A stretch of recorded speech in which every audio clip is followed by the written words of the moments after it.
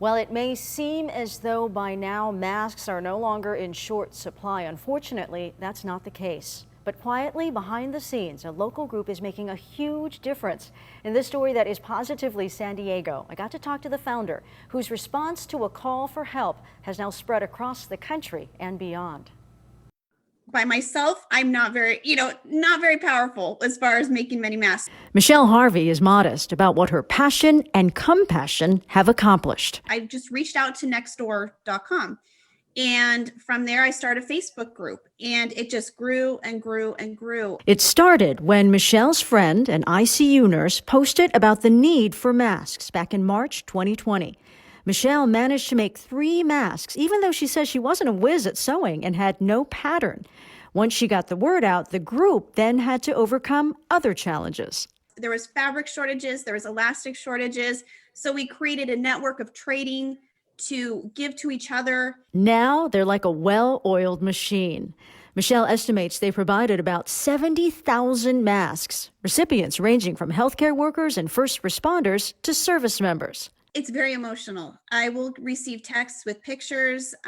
They're all wearing masks, but you can see the smiles. You can see the smiles. The San Diego Mask Sewing Group is about 1,800 strong. Members sew, drive, or supply fabric. And Michelle's idea has spread around the world. Could you have imagined when you first started that it would grow this big?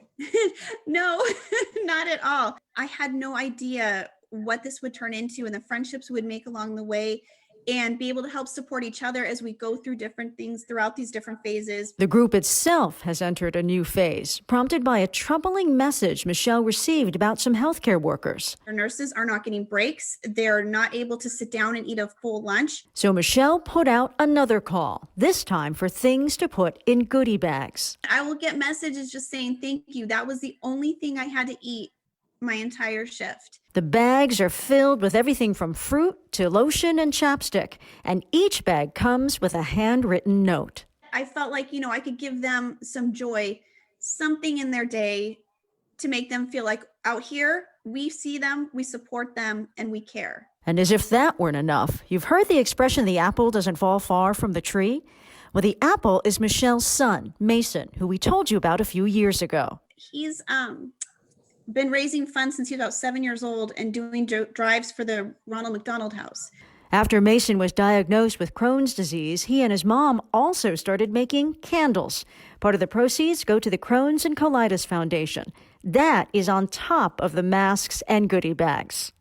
What is your hope going forward? So my hope is that, we have empowered people and we have made a difference, and that this will inspire others to continue to carry this on in many other ways. Incredible family, right? Michelle updated me on 300 more bags they were able to put together thanks to help from the North San Diego Young Marines. Now, if you'd like to volunteer for this group or ask for help with masks or bags, just go to the San Diego Face Mask Sewing Group on Facebook. And if you have a story that's positively San Diego, just send us an email to tips@10news.com. You can also join our ABC 10 News Positively Facebook group where you can share your stories with other San Diegans.